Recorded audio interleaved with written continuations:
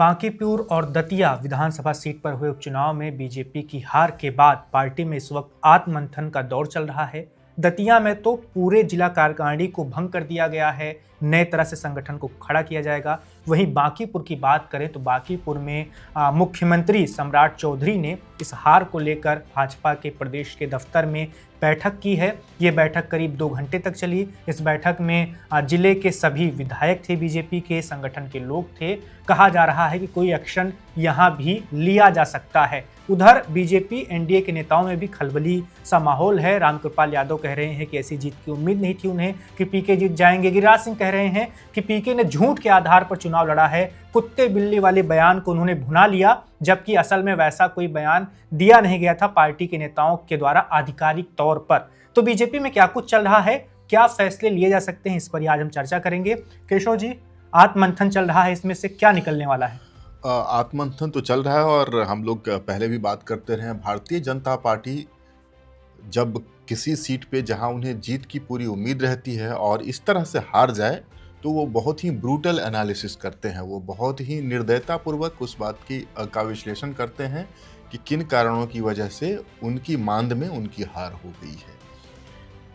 Analysis किया जा रहा है। उसके जो परिणाम होंगे आने वाले समय में लोगों को पता भी चलेगा।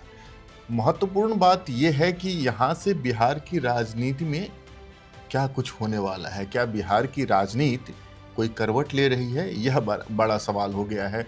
जहाँ तक रही बात भारतीय जनता पार्टी के विश्लेषण की, तो विश्लेषण की जरूरत तो है ही। पटना साहिब संसदीय क्षेत्र, जिस बयान की आप बात कह रहे हैं वैभव, भले हो सकता है कि रविशंकर प्रसाद ने एग्जैक्टली वही बयान नहीं दिया हो, लेकिन पटना साहिब संसदीय क्षेत्र के बारे में यह स्थापित धारणा है कि भारतीय जनता पार्टी जिसके गले में कमल का फूल बांध देगी वही वहां से जीतेगा। यह केवल रविशंकर प्रसाद या भारतीय जनता पार्टी के नेताओं की ही बात नहीं है। वहाँ के जो मतदाता है वो भी ये बात कहते हैं। पटना साहिब की राजनीति को फॉलो करने वाले जो लोग हैं वो भी ये बात समझते हैं और इसीलिए ये फैसला जो अभी हम देख रहे हैं वह गले से नीचे नहीं उतरता है। बहरहाल जो चुनाव में प्रदर्शन हुए हैं उसको भी हमें समझना पड़ेगा। अगर गिरिराज सिंह ये कह रहे हैं कि सिर्फ एक बयान को प्रशांत किशोर ने भुना लिया, तो मुझे लगता है कि यहाँ भी विश्लेषण से बचने की कोशिश जैसी दिख रही है यह बात। पिछले चुनाव में 2025 के विधानसभा चुनाव में इसी बांकीपुर में राष्ट्रीय जनता दल के यही कैंडिडेट होती हैं। बिल्कुल। और उनको वोट मिलते हैं 46,000 के आसपास उनको वोट मिलते हैं। हालांकि जीत और हार का जो मार्जिन था, नितिन नवीन को मिलने वाला वोट इनसे दुगुना था, लेकिन इन्हें 46,000 वोट मिलते हैं। उसी रेखा गुप्ता का या रेखा कुमारी गुप्ता का जो मत प्रतिशत है इस उपचुनाव में गिरकर 17,000 के आसपास रह जाता है। आखिर उनके हिस्से के 30,000 वोट कहां चले गए? अगर ये वोट रेखा गुप्ता के हिस्से में ही आते तो अब हम क्या ये फैसले देख रहे होते, तब यही गणित हमें दिख रहा होता? शायद नहीं। नितिन नवीन को मिलने वाले 92,000 वोट और नीरज सिन्हा को जो वोट मिले हैं वो फासला, हम ये कहें कि कुत्ते बिल्ली वाली बयान की वजह से या सवर्णों के नाराजगी की वजह से प्रशांत किशोर की तरफ शिफ्ट हो गया, तो एक हद तक हम इसको कुछ समझ भी सकते हैं, क्योंकि 20-22,000 वोट तो बड़े भी कम हैं। और ऐसा समझा जाता है कि प्रायः जो सवर्ण मतदाता हैं, जो बीजेपी समर्थक वोट है, वो मतदान केंद्रों तक नहीं पहुंचा उस संख्या में। तो ये एक तो बात समझ में आती है, लेकिन जो पॉलिटिकल डायनामिक्स चेंज हो रहा है उसको भी देखिए कि रेखा गुप्ता को पड़ने वाला वोट कहाँ चला गया। 30,000 वोटों का जो अंतर है, अगर प्रशांत किशोर के 30,000 वोट कम होते तो शायद वो नहीं जीतते और हम ये परिचर्चा यहाँ पर नहीं कर रहे होते। बिल्कुल। तो दोनों तरफ से मतदाताओं का रुझान प्रशांत किशोर की तरफ हुआ है, यह एक तो तय बात है। अब भारतीय जनता पार्टी इसका क्या विश्लेषण करती है, विश्लेषण करके क्या सामने आता है, वो एक अलग बात होगी। दूसरी बात, मुझे लगता है जब भारतीय जनता पार्टी बांकीपुर के नतीजे का विश्लेषण कर रही होगी तो केवल भारतीय जनता पार्टी के कोर वोट बैंक या भारतीय जनता पार्टी की रणनीति का ही विश्लेषण नहीं कर रही होगी। वो वहां पर एनडीए की क्या दिशा होगी, इस पर भी वहां पर बात हो रही होगी, क्योंकि बांकीपुर की जीत ने, प्रशांत किशोर की बांकीपुर में जीत ने विमर्श के नए आयाम खोल दिए हैं, राजनीतिक विमर्श के। आप देखिए कि प्रशांत किशोर के जीतने के बाद भारतीय जनता पार्टी के खेमे में निराशा है, और स्वाभाविक, बिल्कुल। लेकिन जेडीयू का खेमा तो निराश नहीं नजर आ रहा है। इसी एनडीए के इसी एनडीए का एक और बड़ा घटक दल है, और जो अपने आप को प्रधानमंत्री मोदी का हनुमान भी कहते हैं, वो प्रशांत को जीत के बाद कॉल कर बधाई देते हैं। हालांकि ये बहुत औपचारिक सी बात लग रही होगी, लेकिन आप ये समझें कि 2025 के चुनाव में भी प्रशांत किशोर चिराग पासवान की तारीफ करते रहते हैं, और चिराग पासवान प्रशांत को अच्छा दोस्त बताते हैं। केशव जी, इस वाले मुद्दे पर हम आएंगे, सहयोगी पर जी। हम अभी बीजेपी की बात कर रहे हैं। बीजेपी का जो अभी आत्ममंथन का दौर चल रहा है, उसमें क्या इस बात पर भी विचार होगा कि बीजेपी का जो फीडबैक वाला सिस्टम था, उनकी जो चुनावी मशीनरी थी, उसकी भी एक तरह से हार हुई है? आपको कैसे नहीं पता चल पाया कि जमीन पर माहौल कैसा है? बीजेपी के बारे में कहा जाता है कि टिकट लेने से पहले आरएसएस का अलग सर्वेक्षण चलता है, बीजेपी ने अपने स्तर पर अलग सर्वे करवाती है, किस उम्मीदवार को देना चाहिए, किसे नहीं। और बहुत सारे मैं ऐसे पत्रकारों को सुन रहा था जो बीजेपी के बड़े नेताओं से 30 जुलाई की शाम के बाद बात कर रहे थे, मतदान के बाद। तो उनका कहना था, बीजेपी के नेताओं का, कि हमें अगर 60% ज्यादा वोट मिले थे 2025 के चुनाव में, तो इस बार हम बहुत ज्यादा होगा, 45-50 आ जाएंगे, लेकिन हम जीत जरूर लेंगे। ये चुनाव के बाद उनको ऐसा लग रहा था, तब भी उनको फीडबैक ये नहीं मिल पाया कि उनके यहाँ से सीट जा रही है। हाँ, ये बीजेपी का मैकेनिज्म यहाँ पर फेल जरूर हुआ है वैभव, आप सही कह रहे हैं। देखिए, चुनाव जिस तरह से बीजेपी लड़ती रही है, बांकीपुर में उसकी झलक शुरू से ही नहीं दिखी। वहां पर एक उम्मीदवार चुना जाता है, उस उम्मीदवार का नॉमिनेशन तक हो जाता है, और नॉमिनेशन होने के बाद उम्मीदवार बदल जाता है। पारिवारिक कारणों से भारतीय जनता पार्टी का टिकट कौन ठुकराता है? तो यह तो स्पष्ट है कि पारिवारिक कारण नहीं थे। अब देखिए, चुनाव में जब बीजेपी जाती है, उससे पहले अपने सारे एलिमेंट्स को एक्टिवेट कर देती है, चाहे वो आरएसएस का फीडबैक मैकेनिज्म हो, चाहे उनके बूथ प्रमुख हो, पन्ना प्रमुख हो। जो ग्राउंड रियलिटी होती है, उसकी रियलिटी चेक करती है बीजेपी, आंतरिक सर्वेक्षण भी करती है। लेकिन यह जो व्यापक आम चुनाव होते हैं, प्रायः ऐसा देखा जाता है, उसमें ये सारे जो क्राइटेरिया है, बीजेपी उसको मैच करती है। उपचुनाव में भी बीजेपी काफी गंभीरता से उतरती रही है, और कहा जाता है कि अगर पंचायत लेवल का भी चुनाव हो तो बीजेपी उसी शिद्दत से लड़ेगी, लेकिन वो शिद्दत यहाँ पर नहीं दिख रहा था इस बार। सबसे बड़े सवालों के दायरे में होंगे राष्ट्रीय अध्यक्ष नितिन नवीन, क्योंकि दोनों जो उम्मीदवार चुने गए थे बांकीपुर से, पहले अभिषेक हो या फिर बाद में नीरज, इस पर नितिन नवीन का वीटो था।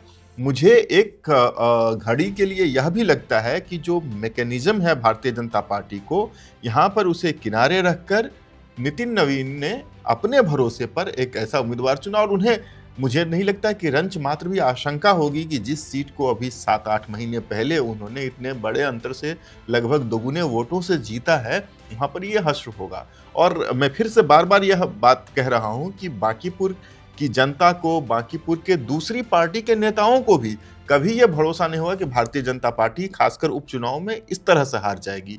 तो हो सकता है कि ये पार्टी का, और खासकर पार्टी के नवनियुक्त अध्यक्ष का, राष्ट्रीय अध्यक्ष का, ये अति आत्मविश्वास हो कि जो एक तय पद्धति थी चुनाव लड़ने की और चुनाव जीतने की, शायद यहाँ पर एक कुछ एक्सपेरिमेंट होता है, अति आत्मविश्वास के शिकार होते हैं, और उम्मीदवार के चयन में सबसे बड़ी गलती होती है।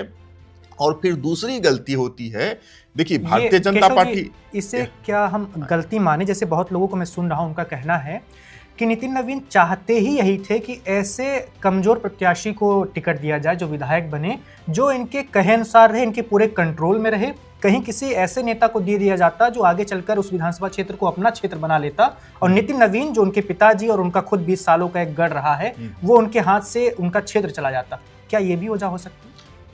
अब मुझे नहीं लगता है कि भारतीय जनता पार्टी के अनुशासन में ऐसी वजहों की जगह भी है, ऐसी वजूहात की जगह नहीं है वहाँ पे। देखिए, नितिन नवीन राष्ट्रीय अध्यक्ष हैं। जब प्रधानमंत्री मोदी कहते हैं कि ये मेरे बॉस हैं, तो बांकीपुर से तो कोई भी कार्यकर्ता जीतता, क्या उसकी इतनी विशात हो सकती थी कि नितिन नवीन की अवहेलना कर सके? भविष्य के लिए क्या है ये कोई नहीं जानता है। अब जब ये चुनाव हार चुकी है भारतीय जनता पार्टी, तो क्या भारतीय जनता पार्टी या क्या नितिन नवीन इस दावे के साथ रह सकते हैं कि अब वो सीट नितिन नवीन के पास बनी रहेगी? अब तो उनके हाथ से स्पष्टतः निकल गई। कोई भारतीय जनता पार्टी का विधायक अगर वहां होता तो प्रत्यक्ष या परोक्ष रूप से नितिन नवीन का वहां पर एक अधिकार रहता, लेकिन अब प्रशांत किशोर जब वहां के विधायक बन गए हैं तो क्या हो सकता है? मुझे नहीं लगता है कि ऐसी बात रही होगी। हाँ, लेकिन मुझे जो जानकारी मिली थी फ्रॉम द ग्राउंड, वो ऐसा भारतीय जनता पार्टी के लोग कह रहे थे कि जो एक अति आत्मविश्वास वाली बात है कि यहां से किसी को खड़ा करके, और उन्होंने जानबूझ करके ऐसे कमजोर उम्मीदवार खड़े किए थे कि उन्हें दिखाना था कि प्रशांत किशोर जैसे बड़े ब्रांड के सामने भी भारतीय जनता पार्टी का एक अदना सा कार्यकर्ता ही काफी है। वो ह्यूमिलिएट करना चाहते थे प्रशांत किशोर को, डेसिमेट, प्रशांत किशोर ब्रांड को खत्म करना चाहते थे। यह एक उनका इंटेंट था ऐसे उम्मीदवारों के चयन के पीछे, जो मुझे मालूम चला था बांकीपुर से, पटना से। लेकिन उसमें ये पूरी तरह से फेल हुए हैं, बुरी तरह से फेल हुए हैं दरअसल। बिल्कुल। तो सबसे बड़ी जिम्मेदारी राष्ट्रीय अध्यक्ष की है, और राष्ट्रीय अध्यक्ष के साथ साथ वहाँ के जो प्रांतीय अध्यक्ष हैं उनकी भी जिम्मेदारी होगी कि मैकेनिज्म सिस्टम जो होता है वो लोकल लीडरशिप के पास होता है। तो संजय सरावगी नितिन नवीन के साथ ही बिहार के प्रादेशिक अध्यक्ष बने हैं भारतीय जनता पार्टी के। तो आखिर जब चुनाव हो गए तब भी इन्हें पता नहीं चल रहा था कि रविशंकर प्रसाद के बूथ पर ये हार रहे हैं, नितिन नवीन के बूथ पे हार रहे हैं, रामकृपाल के बूथ पे हार रहे हैं, अशोक चौधरी के बूथ पे हार रहे हैं। जितने भी बड़े नेता हैं भारतीय जनता पार्टी के और जो बांकीपुर में मतदान करते हैं, उन तमाम बूथ पे, तमाम इलाकों में, तमाम कॉलोनी में लगातार प्रशांत किशोर की लीड बनी रही। पूरे अपने दर्शकों को हम बता भी दें कि 422 बूथ हैं कुल बांकीपुर में, जिसमें से 400 बूथ पर भाजपा हार गई। 400 बूथ पे भाजपा हार गया। हर राउंड में प्रशांत किशोर आगे रहे हैं। तो क्या इनको थोड़ा भी इल्म तक नहीं था? मेरा बूथ सबसे मजबूत जो कैंपेन चलाती है भारतीय जनता पार्टी, और राष्ट्रीय अध्यक्ष जो पिछले 5 बार के 6 बार के विधायक भी हैं, वहां से 3 दशकों से बीजेपी का वहां पर आधिपत्य रहा है, और वहां पर इनको इल्म तक नहीं था कि उनके बूथ पर क्या हो रहा है, लोग किसको वोट दे रहे हैं। एक बड़ा प्रश्न चिन्ह बीजेपी के चुनावी मैकेनिज्म पर जरूर उठता है। मुझे लगता है कि भारतीय जनता पार्टी इसका कोई ना कोई समाधान निकालेगी, जिम्मेदारी यहाँ पर जरूर तय की जाएगी, और ये राष्ट्रीय अध्यक्ष के लिए बहुत बड़ा आघात है। मुझे तो ऐसा लगता है कि कुछ बड़ा होने वाला है। बिल्कुल हो सकता है कि नितिन नवीन की आगे की राह जैसी दिख रही है वैसी ना हो। बिल्कुल। अब सहयोगी दलों पर आते हैं। बिहार में जो बीजेपी की सरकार चली है उसमें 5 दल शामिल हैं। केंद्र में तो 5 दल दिखते हैं। एक बीजेपी खुद है, फिर जेडीयू है, फिर लोजपा रामविलास है, चिराग पासवान वाली पार्टी, हिंदुस्तान अवाम मोर्चा है, जीतन राम मांझी की, उपेंद्र कुशवाहा की भी अपनी पार्टी जो है वो भी एनडीए में शामिल है। इसमें से अभी मैं आनंद सिंह के बयान को सुन रहा था, बार बार जो मोकामा के विधायक हैं वो कह रहे हैं कि अगर नीतीश सीएम होते तो ये हार नहीं होती। बहुत सारे लोगों को मैं ऐसा भी सुन रहा था कि जेडीयू और बीजेपी के कार्यकर्ताओं में सामंजस्य बांकीपुर में वैसा नहीं दिखा जैसे पहले दिखता रहा है। महिला वोटर्स नीतीश को सीएम हटाए जाने से नाराज हैं, ऐसी भी बातें सामने आई। क्या आपको लगता है कि एनडीए एकजुट होकर लड़ा था, या अभी उस पर भी बातचीत होगी? उस पर बातचीत जरूर होगी। मैंने कहा कि जब विश्लेषण कर रही है भारतीय जनता पार्टी, तो बांकीपुर में सहयोगी दलों की भूमिका की भी चर्चा होगी, उसका भी विश्लेषण होगा। और मुझे नहीं लगता है कि बांकीपुर में भारतीय जनता पार्टी के सहयोगी उसके साथ थे। एक तो कैंपेनिंग में नहीं दिखे, बिल्कुल। दूसरी तरफ देखिए परिणाम आने के बाद किस तरह से घटनाक्रम बदलते हैं। भारतीय जनता पार्टी को छोड़कर जो बाकी सरकार के हिस्से हैं अभी, वो प्रशांत किशोर की जीत का जश्न मना रहे हैं। देखिए, आप इसको औपचारिकता कह सकते हैं कि जीतने के बाद सम्राट चौधरी ने भी बधाई दी, वो एक अलग बात है। लेकिन जिस तरह से, मैं फिर से आता हूं वापस, की चिराग पासवान और प्रशांत किशोर की जुगलबंदी 2025 विधानसभा चुनाव में जैसी देखी गई थी, क्या यह फिर से एक नया पॉलिटिकल डायमेंशन नहीं खोल रहा है? एक नया राजनीतिक आयाम तो खोल रहा है। बिहार में एक तीसरे मोर्चे की कमी बहुत ही शिद्दत से महसूस की जा रही है। बिहार की जनता पिछले 35 सालों से ये नहीं तो ये की बाइनरी में फंसी हुई है, या तो लालू यादव रहेंगे या तो नीतीश कुमार रहेंगे। इस बाइनरी से निकलने के लिए भारतीय जनता पार्टी अभी तक कोई ऐसा विकल्प नहीं बना पाई स्वतंत्र रूप से। वो जेडीयू के साथ ही रहे। आज की तारीख में भारतीय जनता पार्टी की सरकार वहां पर चल रही है, लेकिन जेडीयू के बिना नहीं चल सकती है। बिल्कुल। उसी तरह कांग्रेस भी कोई स्वतंत्र विकल्प नहीं बना पाई। बीच बीच में सरकार में जब भी आई तब राजद के कंधे पर सवार होकर आई। तो एक तीसरे विकल्प की, एक तीसरे मोर्चे की सुगबुगाहट भी होने लगी है प्रशांत किशोर की जीत के साथ। और देखिए कि जब अगला चुनाव होगा, 2030 का चुनाव होगा, तो बिहार की रणभूमि कैसी दिखेगी, जरा इसको देखिए। नीतीश कुमार मोर्चे से बाहर हो गए हैं। भगवान उन्हें लंबी आयु बख्शें, वो एक अलग बात है, लेकिन चुनावी मैदान में नीतीश कुमार नहीं दिखेंगे। जेडीयू की कमान किसके पास हो सकती है? जेडीयू की कमान स्वाभाविक तौर पर देखे जैसा क्षेत्रीय दलों में होता है, और जेडीयू में भी देखा जा रहा है, जेडीयू की कमान संभवतः निशांत कुमार के पास होगी।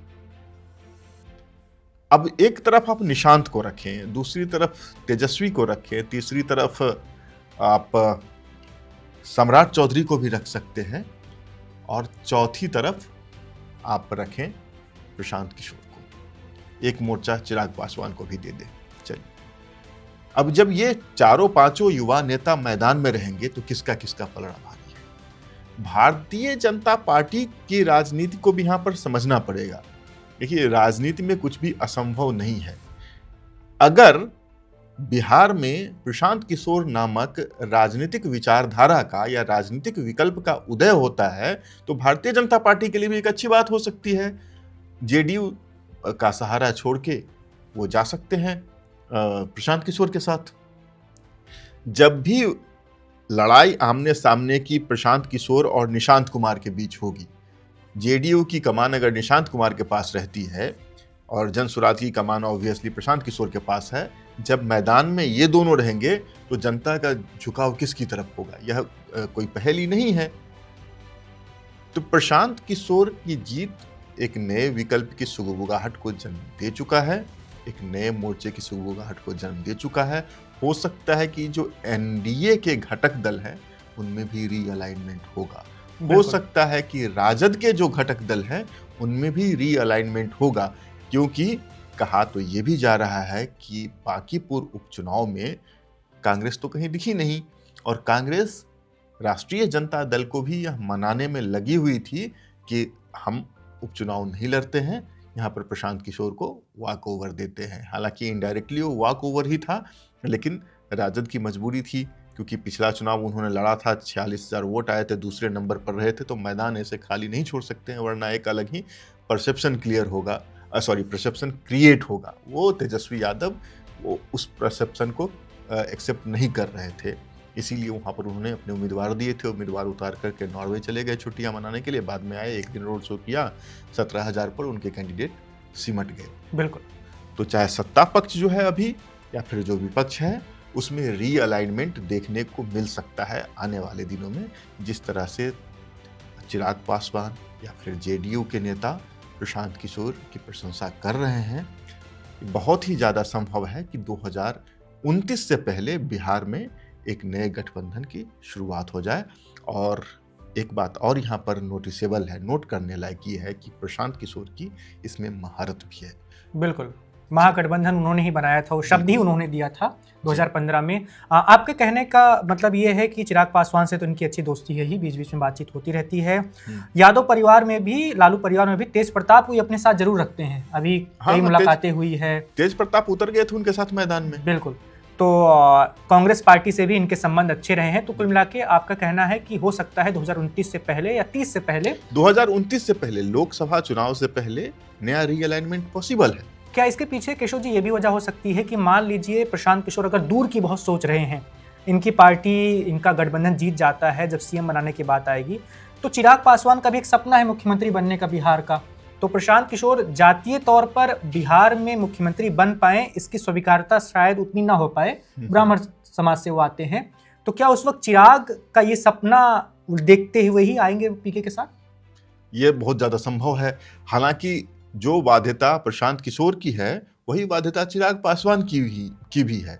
और आप यकीन मानिए कि रामविलास पासवान एक कद्दावर नेता, Guinness book of world record में जिनका नाम दर्ज हुआ, सबसे ज़्यादा वोट के मार्जिन से जीतने वाले थे हाजीपुर से, वह व्यक्ति बिहार का मुख्यमंत्री नहीं बन पाया। रामसुंदर दास बन जाते हैं, राबड़ी देवी बन जाती हैं, जीतन राम मांझी बन जाते हैं, अब सम्राट चौधरी भी मुख्यमंत्री बन जाते हैं। इनके व्यक्तित्व में, इनके राजनीतिक व्यक्तित्व की मैं बात करता हूं, और जो रामविलास पासवान का राजनीतिक व्यक्तित्व था उसको देखिए, दोनों में कोई तुलना नहीं है। लेकिन फिर भी वो मुख्यमंत्री नहीं बन पाते हैं, तो उसका कारण वोट बैंक ही था। रामविलास पासवान को हमेशा एक समुदाय के नेता के तौर पर सीमित करने की कोशिश होती रही। बाद में इस चीज को उन्होंने भांप लिया और इसी वजह से उन्होंने अपने रास्ते लालू यादव से अलग कर लिए। बिल्कुल। तो जो बंदिश प्रशांत किशोर के साथ सवर्ण समुदाय में जुड़ा हुआ है, वही चीज चिराग पासवान के साथ भी जुड़ा हुआ है। यह संभव है कि चिराग पासवान के साथ कोई समझौता हो, उसमें हो सकता है कि बिहार की भूमिका चिराग पासवान संभाले और एक लार्जर रोल जो है सेंटर स्टेज पे वो प्रशांत किशोर संभाले। हालांकि यह बहुत दूर की कौरी है। जिस समय डील होगा तो डील की क्या शर्तें रहती है, किसकी क्या जिम्मेदारी रहती है, किसको क्या ग्रेटिफिकेशन मिलता है, वो उस समय देखा जाएगा। लेकिन बांकीपुर ने एक नए राजनीतिक विकल्प की चर्चा को जन्म दे दिया है और संभव है कि 2029 से पहले रीअलाइनमेंट हम लोग देख सकते हैं। बिल्कुल। केशव जी, बीजेपी के बहुत सारे नेता हैं, ये बीजेपी और पीके को लेकर आखिरी सवाल होगा, उसके बाद हम आरजेडी पर बात करेंगे। वो पीके को बहुत गंभीरता से नहीं ले रहे हैं। जब से पीके ने जनसुराज पद यात्रा शुरू की 2 अक्टूबर 2022 से, फिर उन्होंने अपना दल बनाया, चुनाव लड़े। क्या अब वक्त आ गया है कि बीजेपी पीके को बहुत ज़्यादा ही गंभीरता से ले, उनको एक खतरा माने? क्योंकि अभी भी मैं गिरिराज सिंह को सुन रहा था, मैं बार बार उनका नाम ले रहा हूँ, वो लगातार वीडियो जारी कर रहे हैं, एक्स पर पोस्ट कर रहे हैं, वो बहुत हल्के में इसे ले रहे हैं कि एक सीट की जीत हार है, इसको आप बड़ा मत मानिए, इसको आप 243 सीटों का प्रभाव मत मानिए, ये सिर्फ बांकीपुर की है। लेकिन क्या लगता है कि अगर इसी दरकिनार करने वाले मोड में रहे अगर बीजेपी के नेता, तो उन्हें आगे और भी नुकसान होगा? नहीं, बीजेपी डिनायल में नहीं रहती है। लेकिन देखिए, राजनीतिक पार्टी का काम करने का एक तरीका होता है। वो कभी भी प्रतिद्वंदी को बढ़ा चढ़ा कर नहीं बोल सकते हैं पब्लिक डोमेन में। जो जनता के सामने विमर्श होता है उसमें वो अपने प्रतिद्वंदियों को क्यों बड़ा बताएंगे, तो ये एक अलग बात है। लेकिन जो भारतीय जनता पार्टी का मोडस ऑपरेंडी है, उनके काम करने का जो तरीका है, वो उसमें छोटे से छोटे जो छोटी से छोटी चुनौतियां हैं उसको भी बहुत गंभीरता से लेते हैं। तो मुझे लगता है कि प्रशांत किशोर की जो चुनौती है उसको भी वो उसी गंभीरता से ले रहे होंगे पार्टी के मंच पर, पार्टी फोरम में। हाँ, जब पब्लिक में बोलने की बात आएगी तो उसे जरूर वो बिलिटिल करके बताएंगे और छोटा करके बताएंगे। प्रशांत किशोर की राजनीतिक समझबूझ पर किसी को रंच मात्र भी संदेह नहीं होना चाहिए। उन्होंने वर्षों तक अगर पॉलिटिकल कंसल्टेंसी का काम किया है और अगर किसी और की बात होती तो भारतीय जनता पार्टी नकार सकती थी। लेकिन 2012 में प्रधानमंत्री की कैंपेनिंग में वो शामिल थे गुजरात में। 2014 में जब मोदी जी की ताजपोशी हुई है बतौर प्रधानमंत्री, तो उनके कैंपेन का हिस्सा थे वो। अलग अलग राज्यों में उनके पास एक ट्रैक रिकॉर्ड है, चाहे फिर तमिलनाडु की बात हो या पश्चिम बंगाल की बात हो या फिर पंजाब की बात हो। उन्होंने सरकारों को वापस आने में या फिर नए पार्टियों की सरकारें बनवाने में कोई ना कोई छोटी या बड़ी भूमिका अदा की है। तो राजनीतिक सूझबूझ जो है उनकी, जो डेटा एनालिसिस स्किल्स हैं उनके, या फिर उनके पास जो ऐसे एनालिस्ट की टीम है, उसको नज़रअंदाज नहीं किया जा सकता। प्रशांत किशोर राजनीति की भाषा समझते हैं और उन्होंने राजनीति करके ये जीत दर्ज की है बांकीपुर में। मैंने पहले भी कहा है ना कि उन्होंने सेट किया चुनाव का टोन। भारतीय जनता पार्टी की जो मजबूती थी उसको वहां पर उन्होंने अवसर में बदल लिया अपने लिए। आपदा में अवसर भारतीय जनता पार्टी कहती है, यहाँ पर बीजेपी की मजबूती में उन्होंने उसकी कमजोरी ढूंढ ली बांकीपुर में और उनके जबड़े से ये जीत छीन कर लाया प्रशांत किशोर। तो ये उनकी राजनीति। देखिए, प्रशांत किशोर, आप सिर्फ ये मत समझिए कि कुत्ते बिल्ली वाली बयान की वजह से जीत गए हैं। प्रशांत किशोर ने चुनाव में, इस उपचुनाव में क्या अवधारणा प्रस्तुत की बांकीपुर में। उन्होंने कहा ये एक ऐसा चुनाव है जिसकी जीत और हार से बीजेपी और आरजेडी को कोई फर्क नहीं पड़ने वाला है। बीजेपी एक और सीट जीत भी जाती है या नहीं भी जीतती है, उनकी सरकार बनी रहेगी। 200 से अधिक विधायकों का समर्थन इस सरकार को प्राप्त है। एक सीट आरजेडी जीतती भी है या नहीं भी जीतती है, वो जैसे अपोजिशन में है उसी तरह अपोजिशन में बने रहेंगे। बिल्कुल। लेकिन अगर यहाँ पर प्रशांत किशोर को मौका दिया जाता है तो ये सारे मुद्दे उठाने, तो भारतीय जनता पार्टी का जो एक हिंदुत्व का सेंटीमेंट होता है या भारतीय जनता पार्टी से जुड़ाव का जो सेंटीमेंट होता है, प्रशांत किशोर उसको हर्ट नहीं कर रहे थे। वो कह रहे थे कि आप भारतीय जनता पार्टी के वोटर हैं, भारतीय जनता पार्टी के साथ आप बने रहें दूसरे चुनाव में, लेकिन इस चुनाव में चूंकि इसका कोई असर नहीं पड़ना है, आप एक नया व्यक्तित्व या फिर एक नया विकल्प आजमा कर देख लीजिए। अगर यह विकल्प आपको आगामी दिनों में अच्छा नहीं लगे तो फिर बदल दीजिएगा। इस पतली चुनावी रेखा पर चलकर प्रशांत किशोर ने अपने लिए बड़ी जीत दर्ज की है। भले एक उपचुनाव हो और केवल एक सीट का नतीजा हो, लेकिन सामने अगर बीजेपी जैसी प्रतिद्वंदी हो और वो सीट बीजेपी के राष्ट्रीय अध्यक्ष की ऐसी सीट हो जिस पर पिछले 3 दशक से पार्टी का कब्जा रहा है, तो यह जीत छोटी नहीं हो सकती है। बिल्कुल। अब आरजेडी से जुड़े सवालों पर आते हैं। आरजेडी में भी हड़कंप मचा हुआ है। भाई वीरेंद्र जो उनके विधायक हैं और शक्ति यादव जो प्रवक्ता हैं, वो दोनों भिड़ गए हैं। भाई वीरेंद्र कह रहे हैं कि तेजस्वी यादव को अपने आसपास के लोगों को हटाना चाहिए, वो लोग उनको गुमराह कर रहे हैं। शक्ति यादव का कहना है कि आप क्या उलझुल की बातें कर रहे हैं, आपने क्या पार्टी के लिए काम किया है, पहले वो बताइए। तो वार पलटवार चल रहा है। साधु यादव जो मामा है तेजस्वी यादव के, उन्होंने एक सलाह दी है। उन्होंने कहा है कि मैंने कितनी बार तेजस्वी यादव से कहा है खुद को सुधारो, जनता से मिलो। अगर वो जनता से नहीं मिलेगा तो उसका सपना कभी पूरा नहीं होगा मुख्यमंत्री बनने वाला। आरजेडी में भी अब चिंता की बात है, क्या वो लोग भी आत्ममंथन करेंगे? बिल्कुल। मुझे तो लगता है कि बीजेपी से ज्यादा चिंता की बात यहाँ पर आरजेडी के लिए है, क्योंकि आरजेडी का जो जनाधार है लगातार सिमटता जा रहा है और बीजेपी का व्यापक धरातल है, वो सिर्फ बिहार में नहीं है, देश भर में फैली हुई है बीजेपी।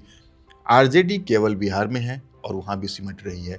अगर इस चुनाव में आरजेडी का कोर वोट बैंक जो MY समीकरण है उससे M फैक्टर निकल गया है अगर, तो यह बहुत बड़ी चिंता का सबब हो सकता है। सीमांचल में आप वही M वोट बैंक हार चुके हैं ओवैसी के हाथों।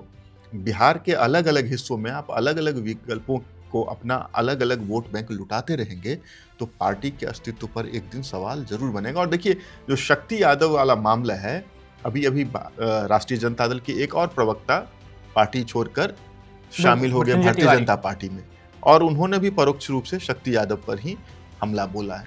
शक्ति यादव और कुछ और लोग भी हैं, जिनमें एक तेज प्रताप यादव एक व्यक्ति का नाम लेते हैं, हरियाणा से आए हुए, और उन पर काफ़ी निशाना साधते हैं। उनको राज्यसभा भी भेजा गया। उस पर लालू जी की जो दूसरी बेटी है रोहिणी, उनका भी कटाक्ष होता रहता है। एक दिन पहले रोहिणी ने भी परोक्ष हमला किया है।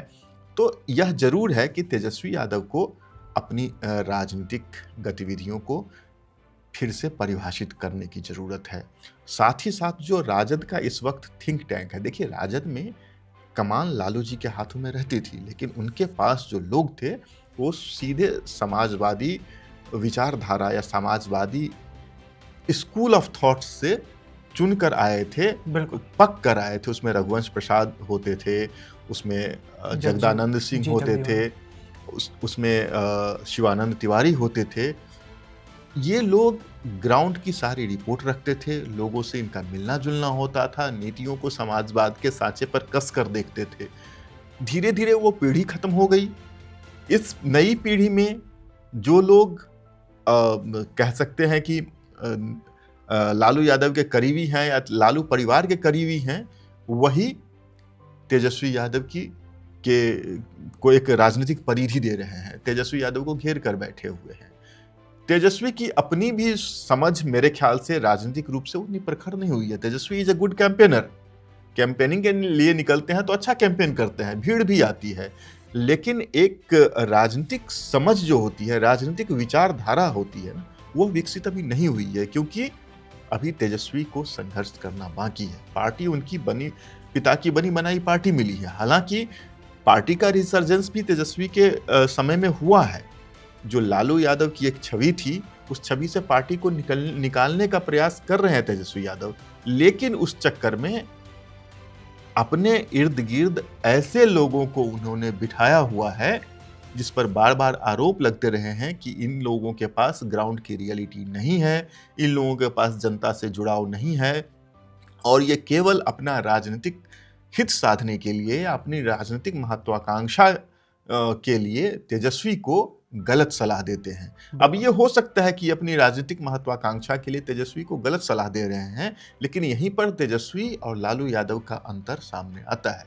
अगर लालू यादव होते तो अपनी राजनीतिक सूझबूझ, अपने राजनीतिक अनुभव से सही फैसले ले सकते थे। तेजस्वी यादव शायद वही नहीं कर पा रहे हैं, और इसका एकमात्र उपाय है मैदान में डटे रहना। वो मैदान में जिस तरह से भारतीय जनता पार्टी लड़ती है, उसी तरह से तेजस्वी को भी लड़ना होगा। बिहार में समय बिताना होगा, बिहार की परिस्थितियों को समझना होगा। प्रशांत किशोर ने जिस तरह से पदयात्राएं की, उसी तरह से तेजस्वी यादव को भी करना होगा। जिस तरह से राहुल गांधी ने भारत जोड़ो यात्रा की, तेजस्वी यादव को भी बिहार के आवाम के साथ, बिहार की जनता के साथ समय बिताना होगा। जनाकांक्षाओं को समझना पड़ेगा, और फिर तब उन्हें पता चलेगा कि बिहार में राजनीतिक शून्य कहाँ है, उनकी पार्टी का विकास कहाँ हो सकता है, उनकी पार्टी बिहार की किस जरूरत को पूरा कर सकती है। अगर तेजस्वी यादव ये नहीं करते हैं तो आज साधु यादव बोल रहे हैं, कल रोहिणी ने बोला था, परसों कोई और भी बोलेगा, तेज प्रताप लगातार बोलते रहे, अब तो उनकी पार्टी भी अलग हो गई है। बिल्कुल। तो राजद के लिए बांकीपुर की हार, तीसरे नंबर पर चले जाना, केवल 8 महीने में 30,000 वोट कम हो जाना बड़ी चिंता का सबब होना चाहिए बनिस्बत भारतीय जनता पार्टी की। भारतीय जनता पार्टी केवल 1 सीट हारी है, लेकिन राजद अपना वोट बैंक हार रहा है। यह बड़ी चुनौती है, और वह वोट बैंक किसे हार रहा है? एक सवर्ण नेता को वो अपना मुस्लिम वोट बैंक हार रहा है। राजद के माथे पर चिंता की गहरी लकीर है। केशव जी, प्रोफेसर चंद्रशेखर यादव जो मंत्री रह चुके हैं बिहार सरकार में, आरजेडी के विधायक हैं, उन्होंने कहा है, बयान दिया है कि बांकीपुर में आरजेडी कार्यकर्ताओं की भावना यही थी कि प्रशांत किशोर का साथ दिया जाए, उनका समर्थन दिया जाए चुनाव में। बिल्कुल, और आरजेडी कार्यकर्ताओं की जो भावना थी, आरजेडी के कार्यकारी अध्यक्ष ने उस भावना का सम्मान किया। इधर दाखिला होता है इनका प्रशांत किशोर का चुनावी मैदान में, रेखा कुमारी भी अपना पर्चा भरती हैं, और उधर तेजस्वी यादव विदेश यात्रा पर चले जाते हैं। पूरे कैंपेनिंग में कहीं आरजेडी की शक्ति नहीं दिखी बांकीपुर में। जब एकदम आखिरी दौर था, 2 दिन के बाद मतदान होना था, आखिरी दिन का चुनाव प्रचार था, उसमें तेजस्वी यादव वापस आते हैं और रोड शो करते हैं।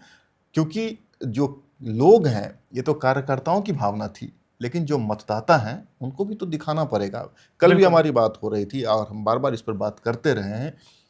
तेजस्वी यादव की पार्टी पिछले साल हुए विधानसभा चुनाव में बांकीपुर में दूसरे नंबर की पार्टी रही थी, और उम्मीदवार भी यही थी, रेखा कुमारी गुप्ता, और इन्हें करीब 40,000 वोट आए थे पिछली बार, और इस चुनाव में उन्हें 14,000 वोट आए हैं। खैर, जो उम्मीदवार दूसरे नंबर पे रहा, और अगर वहां पर उपचुनाव हो रहा है तो वह मैदान कैसे छोड़ सकता है?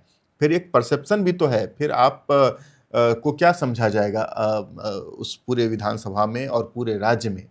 तो उम्मीदवार उतारना तो राजद की मजबूरी थी, वो उनकी विधायी मजबूरी थी। अगर नहीं करते तो फिर यह समझा जाता कि ये सब प्रशांत किशोर की सहायता कर रहे हैं, और तब फिर बीजेपी वर्सेस ऑल हो जाता। फिर जो भारतीय जनता पार्टी के भी समर्थक वोटर्स हैं, उनका रुख प्रशांत किशोर की तरफ नहीं होता। और दूसरी बात, पूरे राज्य में राष्ट्रीय जनता दल के खिलाफ एक संदेश जाता कि ये वैसे सीट पर भी अपने उम्मीदवार नहीं उतारते हैं जहां पर ये दूसरे नंबर पर रहे हैं, मैदान से भागने वाली पार्टी है। तो इसलिए वहां पर उम्मीदवार तो उतारना था, उम्मीदवार उतार भी दिया, लेकिन जैसे ही प्रशांत किशोर मैदान में आए, तेजस्वी यादव मैदान से गायब हो गए। आखिर क्या मजबूरी रही होगी? देखिए कि 8 महीने पहले हुए चुनाव में 40,000 वोट आते हैं रेखा कुमारी गुप्ता को राष्ट्रीय जनता दल के टिकट पे ही, और इस चुनाव में केवल 15,000 के आसपास उन्हें वोट आते हैं। तो आखिर ये 30,000 जो वोट थे आरजेडी कोटा के, वो वोट कहाँ गए? बिल्कुल, ये बहुत बड़ा सवाल है। और क्या अगर ये 30,000 वोट और आरजेडी के उम्मीदवार को मिल जाते तो हम यही फैसला देख रहे होते? शायद ये फैसला नहीं होता। जो 19,000 से जीत रहे हैं प्रशांत किशोर, संभव था कि अगर ये 30,000 वोट रेखा कुमारी को मिलते तो वो चुनाव जीत जाती। ये भी हो सकता था ना। बिल्कुल। एक बात और हो रही है केशव जी, जैसा कि आपने बताया कि चुनाव की घोषणा होते ही 5 जुलाई को आरजेडी का स्थापना दिवस होता है, 1 जुलाई को ही तेजस्वी भारत छोड़ देते हैं, विदेश चले जाते हैं।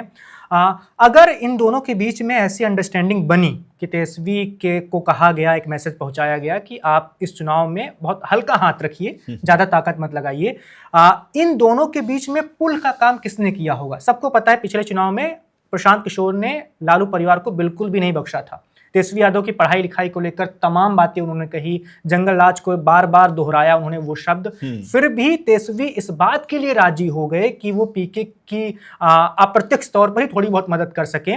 तो ये सहमति दोनों के बीच में बनवाई किसने होगी? कांग्रेस ने बनवाई है, तो बहुत स्पष्ट है। और हम बार बार कहते आ रहे हैं कि कांग्रेस ने तेजस्वी यादव को तो पहले समझाने की भी कोशिश की थी कि बांकीपुर में हम उम्मीदवार नहीं उतारते हैं।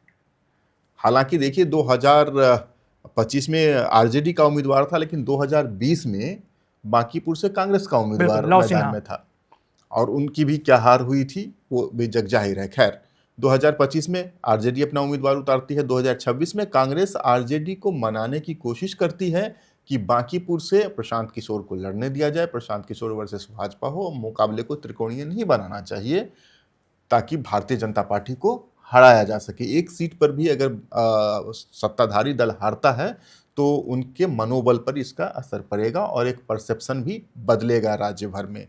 लेकिन जैसा कि मैंने पहले कहा, राष्ट्रीय जनता दल की ये मजबूरी थी कि उन्हें उम्मीदवार तो उतारना ही था, उम्मीदवार उतारा गया।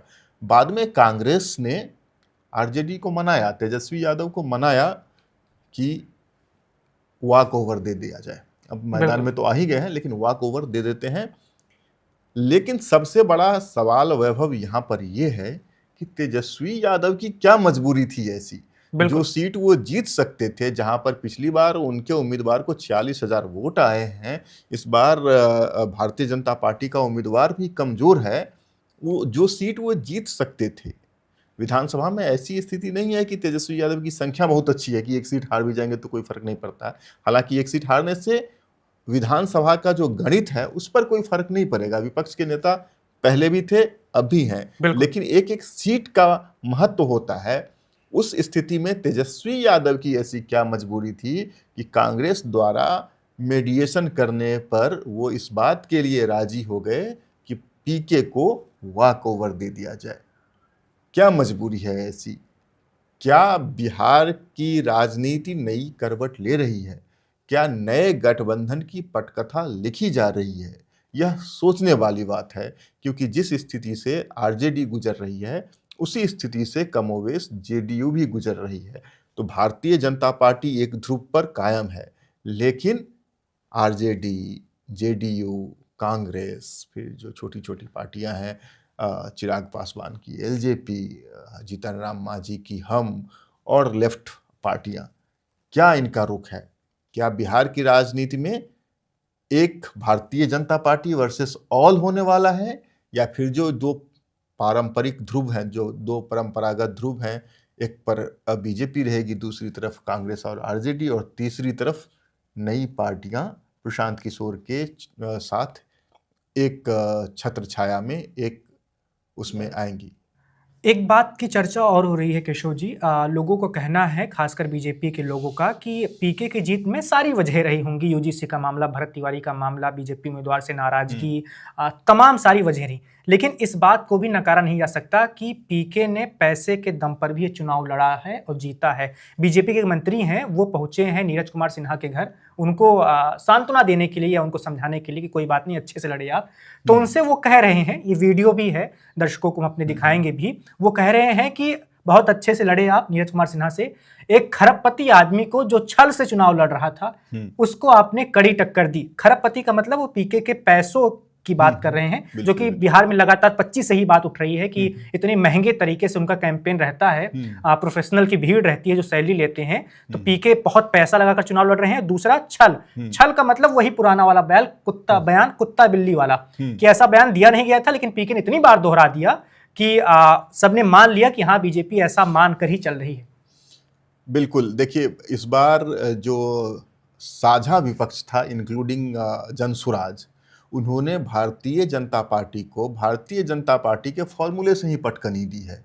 जिस सोशल मीडिया गिमिक में भारतीय जनता पार्टी पहले से ही मास्टरी कर चुकी है, अगर 2014 की जीत की बात करें, 2019 के जीत की बात करें, तो क्या इसमें सोशल मीडिया का योगदान नहीं है? क्या इसमें ऐसे बयानों का योगदान नहीं है जिसे भारतीय जनता पार्टी के प्रवक्ता बार-बार दोहरा रहे थे, जिस बयान को किसी ने दिया ही नहीं था? बिल्कुल। आलू से सोना बनाने वाला बयान क्या था? भारतीय जनता पार्टी ने इसको किस तरह से प्रचारित किया और आखिरकार उसका फायदा किसको मिला? तो ये जो सारे तिकरम भारतीय जनता पार्टी के जो मास्टर स्ट्रोक्स थे, विपक्षी पार्टियों ने इस बार सबका बेहतरीन इस्तेमाल किया और इनके खिलाफ किया। नंबर 1। नंबर 2, छल से चुनाव लड़ने और चुनाव जीतने की बात कही जा रही है। एसआईआर का फायदा किसे मिला है? बिल्कुल। ये सवाल भी आना चाहिए। इसी चुनाव की बात करते हैं, इसी बांकीपुर उपचुनाव की बात करते हैं। चुनाव से 24 घंटे पहले प्रशांत किशोर के 16 कार्यकर्ताओं को, जो ग्राउंड पर सबसे ज्यादा एक्टिव थे, उन्हें पुलिस क्यों डिटेन करके रखती है? तेज प्रताप यादव को क्यों जेल भेजा तेज गया? प्रताप यादव को जेल भेजा गया। जैसे ही प्रशांत किशोर के समर्थन में उतरे, उन्हें जेल भेजा गया और प्रशांत किशोर समेत उनके 16 कार्यकर्ताओं को पटना पुलिस डिटेन करती है। बिल्कुल। ये सब क्या हो रहा था? क्या ये फेयर इलेक्शन का लक्षण था? खैर देखिए, चुनाव जब होता है तो उसमें साम दाम दंड भेद सब कुछ लगता है। सारी पार्टियां लगाती हैं, बीजेपी भी साम दाम करती है, प्रशांत किशोर ने भी किया। प्रशांत किशोर तो इलेक्शन इंजीनियरिंग के लिए ही जाने जाते हैं, इलेक्शन कैंपेन डिजाइन करने के लिए ही जाने जाते हैं। तो खैर उनको जो भी फॉर्मूला मालूम है चुनाव जीतने का, उसका इस्तेमाल उन्होंने किया होगा इसमें। तो ये तो एक बात रही प्रशांत किशोर की बात। लेकिन जो मंत्री गए कहने के लिए, उनको सोचना चाहिए कि प्रशांत किशोर तो एक व्यक्ति हैं, हो सकता है वो खरबपति हों। कोई व्यक्ति अपने मेहनत से कमाया हुआ पैसा चुनाव में कितना लुटा सकता है, ये तो मैं नहीं जानता। लेकिन भारतीय जनता पार्टी, जो दुनिया की सबसे बड़ी पॉलिटिकल पार्टी है और जिसको सबसे ज़्यादा डोनेशन मिलते हैं, क्या उनके पास पैसों की कमी हो गई थी? और अगर पैसे से चुनाव जीता जाता है, तो इससे पहले 8 महीने जो पहले जो चुनाव हुआ, जिसमें नितिन नवीन दोहरे वोटों से जीते, 46,000 वोट इनको मिले थे और 98,000 उन्हें, तो क्या वो उस चुनाव में भी पैसे से जीता गया था?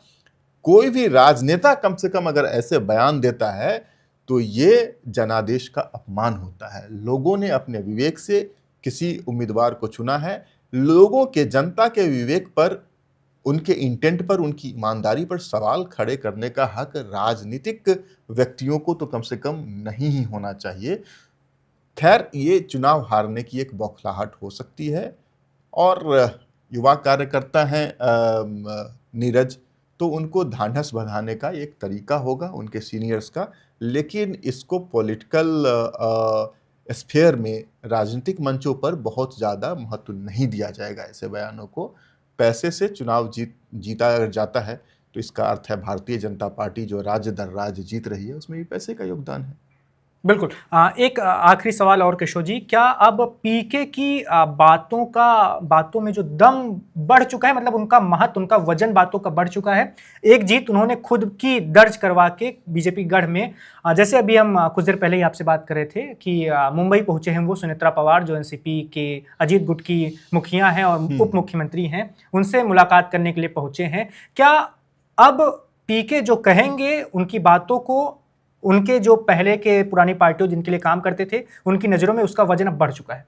नहीं, एक सक्सेस स्टोरी तो जुड़ ही चुका है, अनदर फेदर इन कैप उनको जुड़ चुका है। जो पहले ये कहते थे कि पीके खुद चुनाव नहीं जीत सकते हैं, पहले खुद तो जीत कर दिखाएं तब दूसरों को जिताने का दम्भ भरें, तो उनके जवान पे थोड़ा सा ताला लगेगा। अब प्रशांत किशोर अपना चुनाव जीत चुके हैं भारतीय जनता पार्टी के गढ़ में, जहां पर 3 दशकों से उनका आधिपत्य था।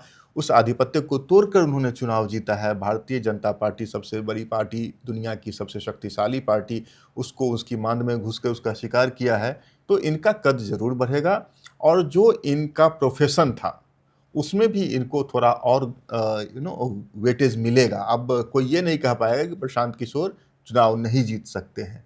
पहले चुनाव जिताते थे, अब जिताने के साथ साथ जीतने का भी हुनर इन्हें मालूम है।